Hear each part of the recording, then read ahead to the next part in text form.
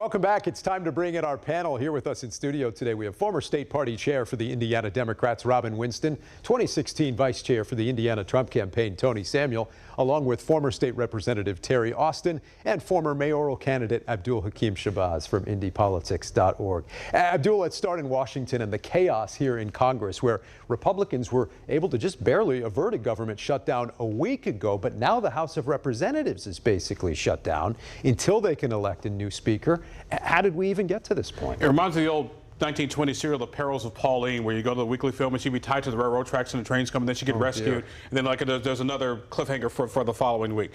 Basically what this is, it's a gang that can't shoot straight.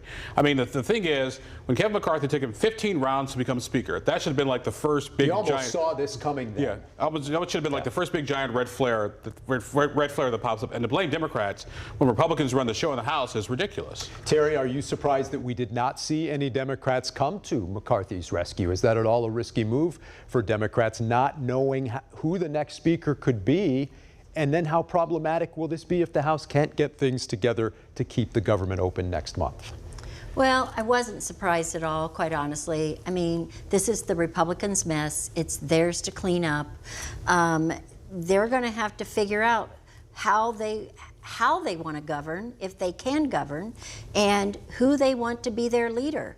In the segment with the Indiana delegation, I didn't hear a single person say, we want a strong leader who can also work in a bipartisan fashion.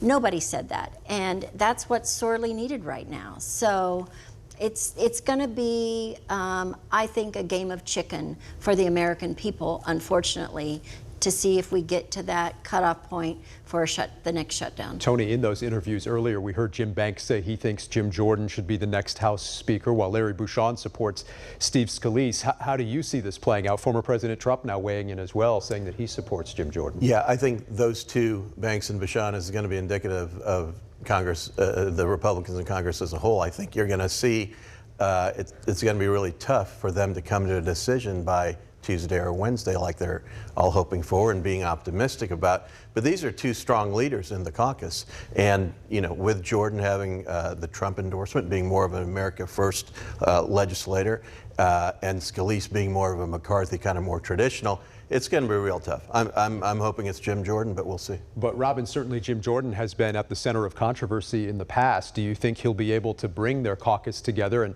and how would Democrats react to his election as speaker if he is? Oh, I think he'll be the speaker. With Donald Trump's imprimatur on him, I think that there are Republicans who are afraid to go against Donald Trump because they'll get primaried, and they may be a former member of Congress, which none of them involuntarily want to have happen to them. On our side of the aisle, we just want some normalcy.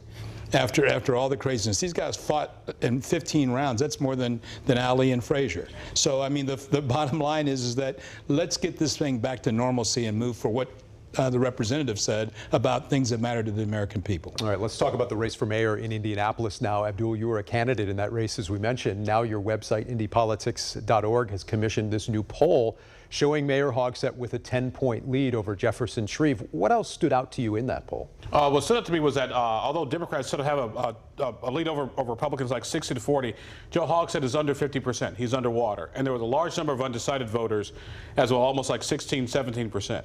That tells me that folks may not be crazy about Joe Hogsett, but Jefferson Shreve hasn't sealed that deal. And Jefferson wants to have a chance of winning this election. He's got to reach out. He's got to hit hard and get almost 100% of those undecided voters. As we mentioned earlier, we'll be hosting a debate between Mayor Hogsett and Jefferson Shreve later this month, October 26th. They'll do a couple of debates that week. And of course, early voting starts this coming week. Terry, as more people vote early, what impact does that have when you talk about debates being later in the cycle, perhaps even after some people have already voted? What impact might debates like these have? I think the debates will capture those who have not yet decided. That percentage is Still what, about 16%? 16%. Yeah. But I think people are leaning more and more towards making their minds up earlier and earlier. The flood of mail, the flood of attack ads, the debates actually it's like too little too late in the end. Tony, what do you think about that and about the numbers that we saw in that poll in Indianapolis? Well, I think, you know, now you've got the critical time this last month with the debates and people focusing, but they've been thinking about crime throughout these last 8 years with Joe Hogsett being mayor and crime increasing. Murders are up 52%. Homicides being solved are only at 35% compared to 2010 when they were at 80%. You can go on and on. We're down 300 police officers. Now, where do I get this? I get this from Jefferson Shreve's ad, right? And a little research. But those ads are going to be effective because people know it's dangerous to walk the streets of Indianapolis, and they will hold Joe Hogsett responsible. So I think Jefferson Shreve can pull an upset here. And they've both certainly had a lot of ads on TV lately. We're also talking about the impact of endorsements here in some of these mayoral races. This past week in Terre Haute, Senator Todd Young endorsing Terre Haute's Mayor Duke Bennett.